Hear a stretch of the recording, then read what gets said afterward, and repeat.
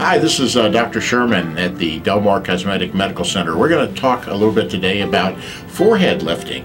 Forehead is the upper third of the face, and as we age, we usually have symptosis or drooping, laxity of the tissues of the forehead and the eyebrow. And it's mainly the eyebrow that we're concerned about as we age, because it gives us a heavy, tired look to the eyes, obviously, and it makes us want to elevate the eyes using our forehead muscles, which then give us the horizontal wrinkles that we treat with Botox. But we have to be careful about Botox because we don't want to paralyze your ability to raise your brows if indeed your brows are low, which usually they are, with people who have those wrinkles. And that means that if we overdo it, or if a doctor overdoes it with Botox, you're not going to be very happy.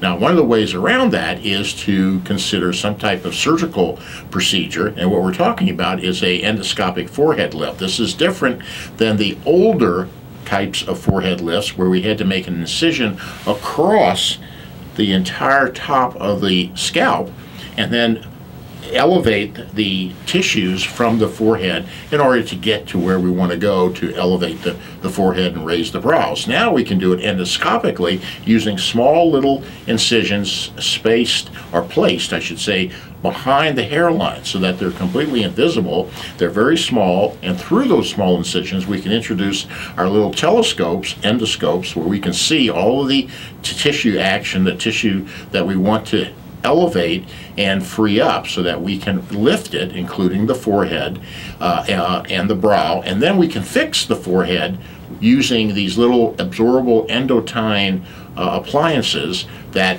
are fixed to the area right here, holding the brow up during the healing process. Now that occurs over the first 3 to 4 months. Scar tissue will come, will be developed by the body, and it'll hold things there for a very long time. We never say forever in cosmetic surgery, but this is an extremely long time, to the point we hardly ever have to go back and do revision work.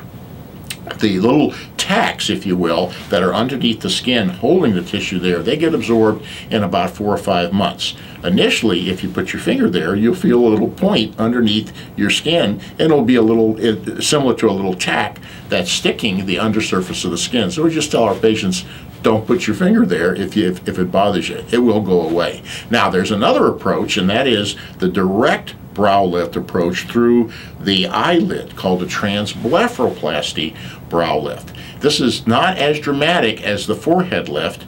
It doesn't do as many things, but it does raise the brow, and it does it through a small innocuous incision that we also make or do or perform with a upper blepharoplasty. That's the surgery where we are able to shorten some of the excess skin of the upper eyelid, but it has to be done in conjunction with a brow lifting at the same time if there is a considerable brow ptosis or droop. Why? Because if somebody tries to correct a tired eyes appearance by not approaching or not diagnosing correctly the brow, then what happens is you may take so much skin out of the eyelid that you can't have a brow lift in the future because you wouldn't be able to close your eyes properly. So it's important that the doctor make the right diagnosis and include the brows when it's necessary.